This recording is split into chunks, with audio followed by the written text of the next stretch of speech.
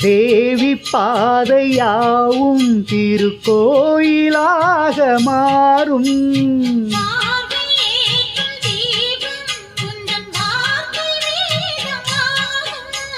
கண்கள் எழுதும் நாளும் புது காதல் ஓவியம்.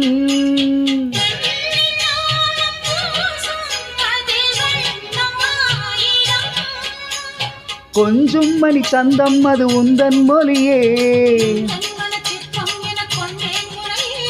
தவித்திடும் தனிமையில் குளித்திடும் மலையினிலே.